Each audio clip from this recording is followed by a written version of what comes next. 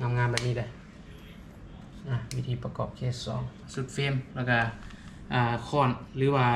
สุดไกด์เนาะอันนี้เขาเอิ้นสุดเฟรมสุดลายจะเอิ้นสุดเฟรมเก็บเสียงจะมี3อย่างแบบนี้เนาะมีตัวขอบล้ำตัวบูทยางแล้วก็ตัวเก็บเสียงเนาะสบายดีเนาะสบายดีไอ้น้องสายลายทุกคนเนาะมื้อนี้เฮามีเวลาแล้วเฮาสิมาเฮ็ดคลิปสำหรับมือใหม่วิธีประกอบตัวนี้จะเป็นK2 เนาะสุดเฟรมของ K2 หรือว่าคล้ายกับMC เนาะเฮาสิมาสาธิตวิธีประกอบหรือว่าส่วนประกอบของปืนลมนี้มีอย่างไรเนาะหลักๆเนาะมันจะมีสุดเฟรมแบบนี้เนาะสุดเฟรมแล้วก็ค้อนหรือว่าสุดไกด์เนาะอันนี้เขาเอิ้นสุดเฟรมสุดลายจะเอิ้นสุดเฟรม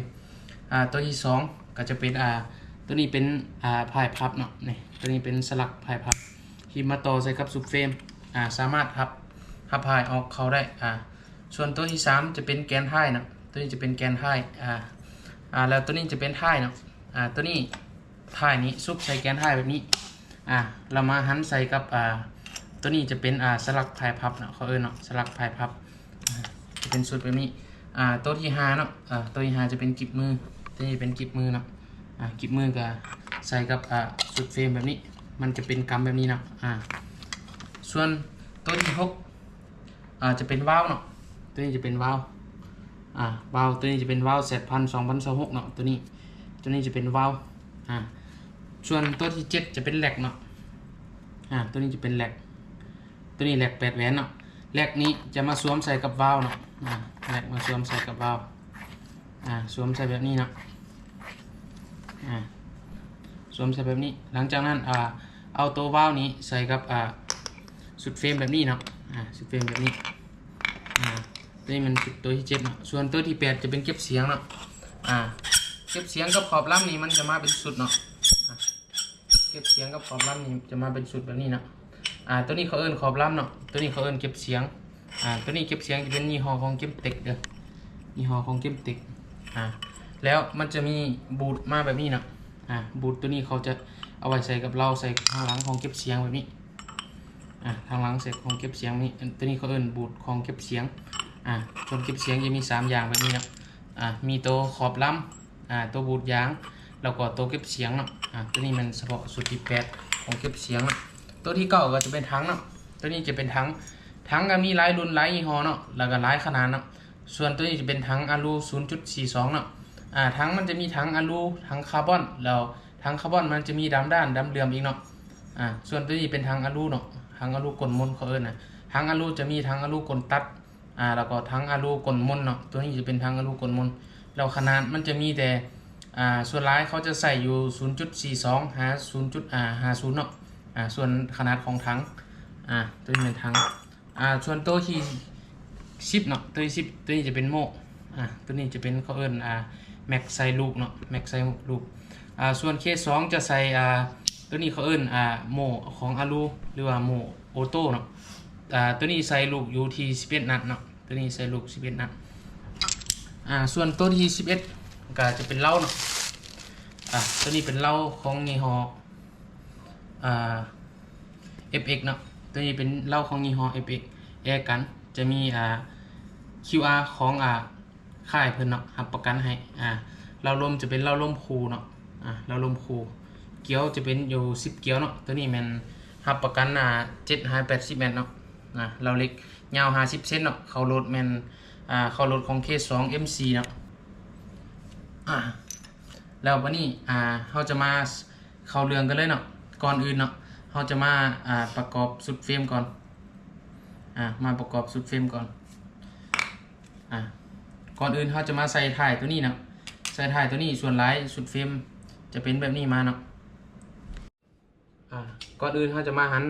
น็อตตัวนี้จะเป็นบูทยางเขาใส่กับสปริงมาแบบนี้เนาะเราจะมาไขเอาตัวนี้ออกเนาะน็อตจับแกนท้ายมันจะมีอยู่3ตัวเนาะ1นี้แล้วก็2แล้วก็3นี้เนาะ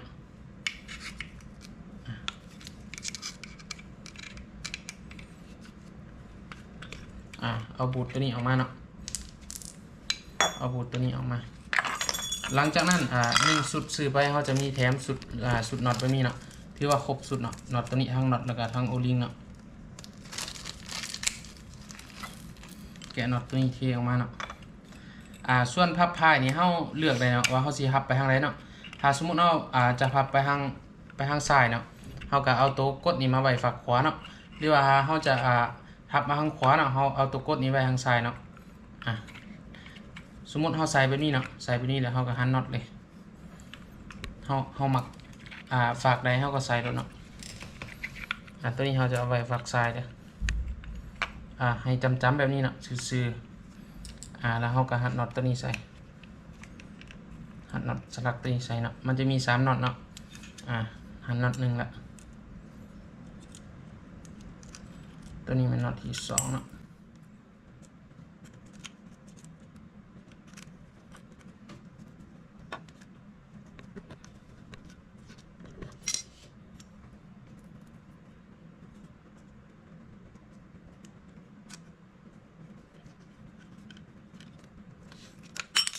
แล้วแต่ละตัวเขาหันพอตึงนึงพอหรอกต้องหันแน่นเกินไปเนาะ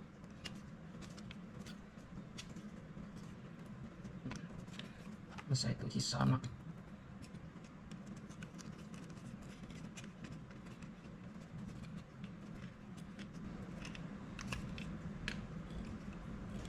หันพอตึงนึงเนาะ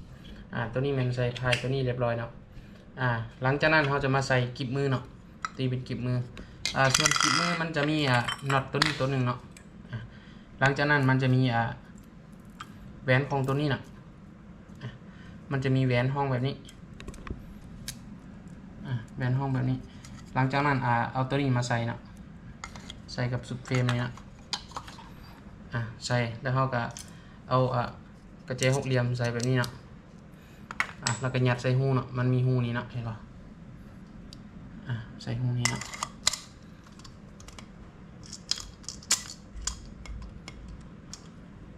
ก็เอาซื้อหูแล้วเราก็หัดเลยเนาะตัวนี้ก็หัดพอตึงมือเนาะหัดพอตึงมือตึงเรียบร้อยเนาะหลังจากนั้นเราจะมีฝาปกแบบนี้เนาะเราจะมาปกเนาะเอาทางไงกับหลังเนาะเอาทางไงกับหลังหลังจากนั้นจะมีอยู่ตัวน็อตของใส่กับตัวระบิดเนาะตัวนี้ระบิดจุ่ม2น็อตเนาะหัดฝาปกนี้ไว้เนาะหัด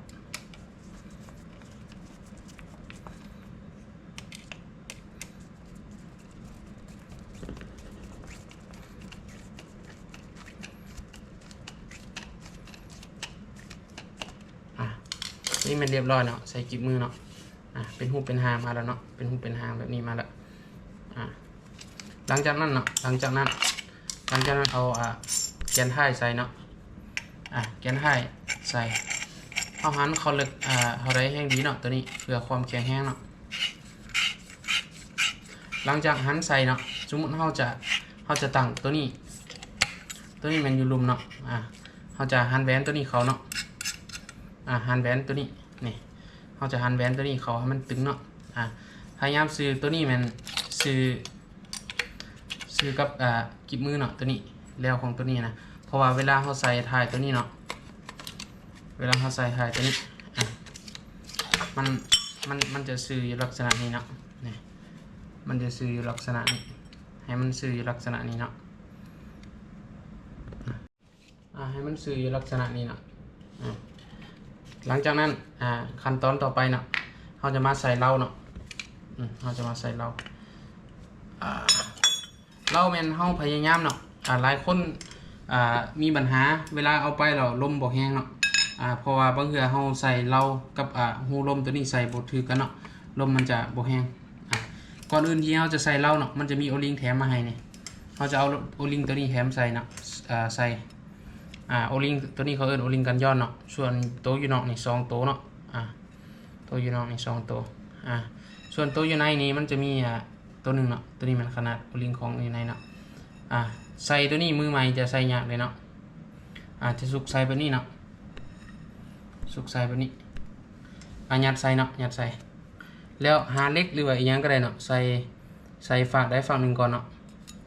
ใส่ฝากได้ฝั่งหนึ่งก่อนหลังจากนั้นก็ไล่ให้มันเข้าเนาะไล่ให้มันเข้า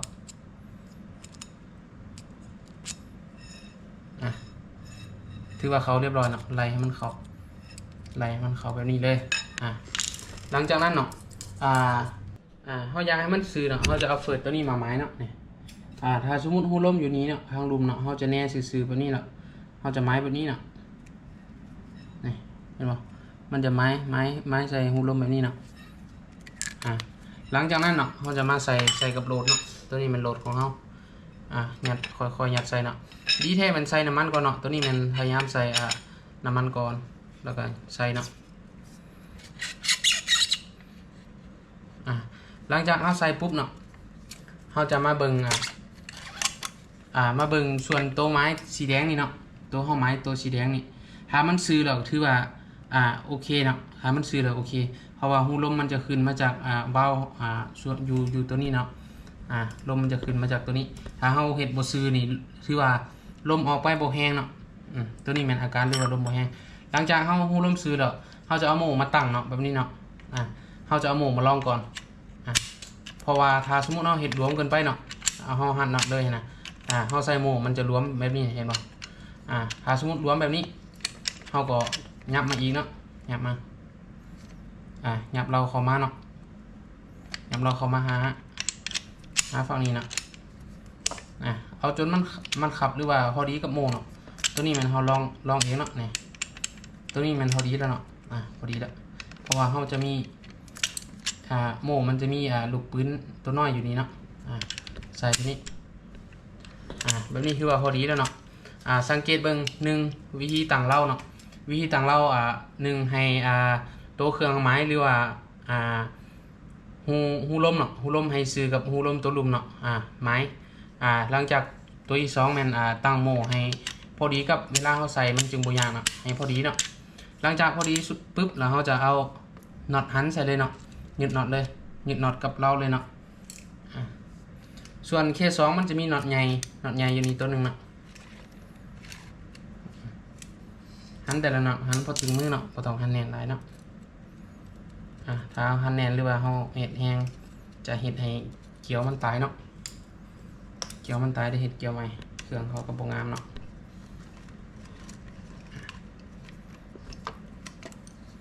ส่วนน็อตตัวนี้จะอยู่3น็อตใหญ่ตัวนึงเนาะ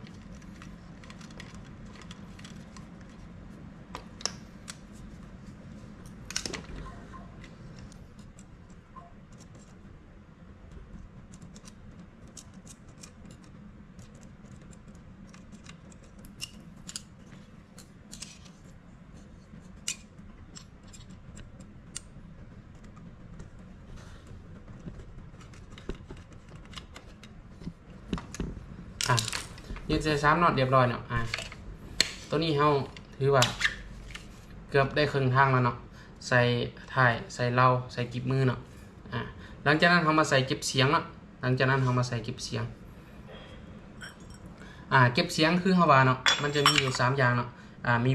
บูทแล้วก็ขอบล้ำแล้วก็เก็บเสียงเนาะก่อนอื่นเฮาจะใส่บูทก่อนเนาะใส่บูทตัวนี้ใส่กับเราก่อนบูทตัวนี้ใส่กับเราเฮามาใส่ประมาณนี้เนาะหลังจากนั้นเราจะเอาขอบล้ำใส่เนาะเอาขอบล้ำใส่บูทตัวนี้มันจะเห็นมาพอดีเนาะหามันขับเดี๋ยวเราจะใส่ขอนหรือว่าใส่ความแห้งหน่อยนึงเนาะคอยตอกเขาเนาะบ่ต้องใส่ความแห้งเกินเนาะหลังจากนั้นมันพอดีแบบนี้เราจะใส่กับขอบปลายของเก็บเสียงไว้นี่เนาะหันใส่เนาะ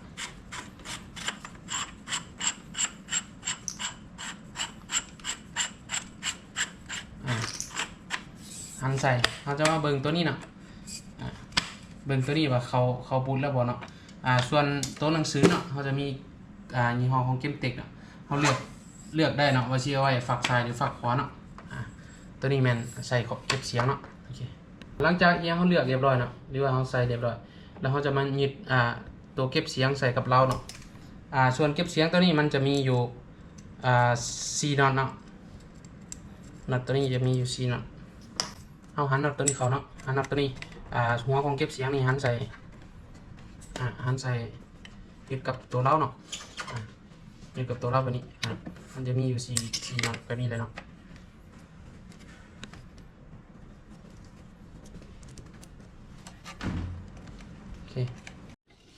หลังจากที่เราประกอบได้เกือบว่าครึ่งนึงเนาะแล้วหลังจากนั้นเราจะมาเอาแหลกใส่เนาะ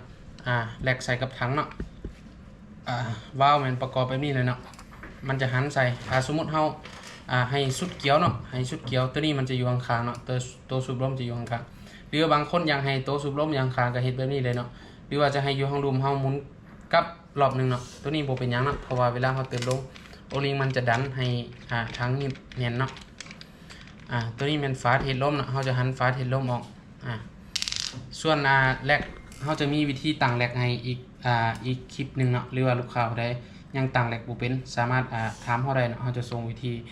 ตั้งแรกให้หลังจากนั้นเราจะเอาถังใส่เนาะเอาถังใส่หันใส่แบบนี้เลยเนาะ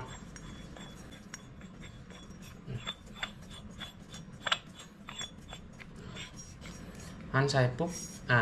หลังจากนั้นแมนไปสูบลมก่อนเนาะสูบลมก่อนใส่เนาะเพราะว่าหรือเขาจะใส่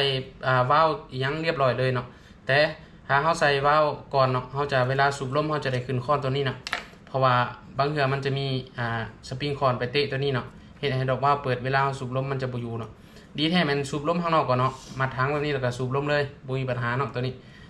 หรือว่าเอาไปจุ่มน้ำแล้วก็สูบลมเนาะเขาเช็คเบิ่งว่าลมหัวหรือบ่หัวเนาะหลังจากเขาสูบลมแล้วเนาะหลังจากเขาสูบลมแล้วเวลาใส่ตัวนี้มันห่างค้อนก่อนเนาะห่างไกลปืนแบบนี้ก่อนห่างไกลปืนแบบนี้หลังจากนั้นก็เอาวาล์วใส่เนาะนี่จับวาล์วใส่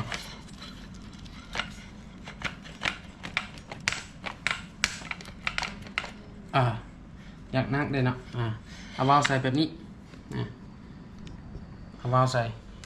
หลังจากนั้นเนาะตัวน็อตยึดวาล์วเนาะมันจะมีอยู่2ตัวเนาะคือ1ตัวนี้กับ2ตัวนี้เนาะมีน็อตอยู่นี่เขาจะมาใส่น็อตยึดวาล์วกับตัวโหลดเนาะ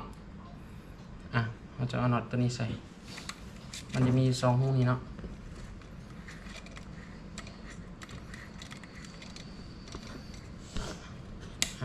หันพอตึงๆเนาะ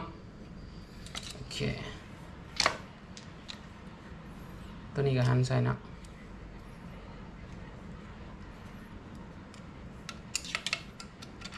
หันใส่เอาพอตึงๆเนาะหลังจากนั้นเนาะตัวนี้มันถือว่าเรียบร้อยเนาะดีประกอบเนาะส่วนตัวสุดท้ายก็มีแต่เอากล่องใส่เนาะตัวนี้มันประกอบเรียบร้อยเนาะตัวนี้มันสุดเคส2เนาะเอากล่องใส่ส่วนร้ายมันบางคนดีแท้มันเอาขากล้องใส่เนาะเอาขากล้องตัวนี้ใส่ก่อนเนาะเอาขากล้องตัวนี้ใส่กับโหลดก่อนเนาะเพื่อมันจะได้ศูนย์ของกล้องเนาะตัวนี้มันเราจะประคำหน่อยนึงเนาะ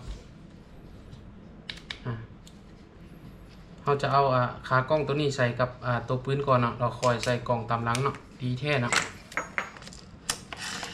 บางคนตั้งกล่องซื้อก็ยิงมันก็บ่อยากขักดีเป็นไรนั่นเนาะหลังจากเอาขากล้องใส่หัดแนนแบบนี้เนาะหลังจากนั้นเราก็ใส่กล่องตามหลังเนาะตัวนี้เป็นวิธีประกอบพอคร่าวๆเนาะที่ว่าครบสุดเนาะวิธีประกอบเคส2บ่มีอย่างย่างเนาะสำหรับหรือว่ามือใหม่เนาะเบิ่งคลิปนี้ก็น่าจะพอประกอบได้เนาะหรือว่าเครื่องมีปัญหาตัวใดตัวหนึ่งสามารถถามเขาได้เนาะสำหรับลูกค้าผู้ใดสนใจหรือว่าให้เขาซ่อมให้เขาก็รับคือกันเนาะเครื่องมีปัญหายิงบกลุ่มบอกหรือว่าเรื่องลมเนาะหรือว่าเครื่องมีปัญหายังถามเขาได้เนาะเขาจะมีบริการซ่อมหรือว่าเขาจะขายเป็นชุดเขาก็พอมีให้เนาะพอมีแบ่งปันเนาะสำหรับคลิปนี้ก็มีแต่ซ้ำนี้เนาะตัวนี้แมนวิธีประกอบเคส2เนาะงามๆแบบนี้เลย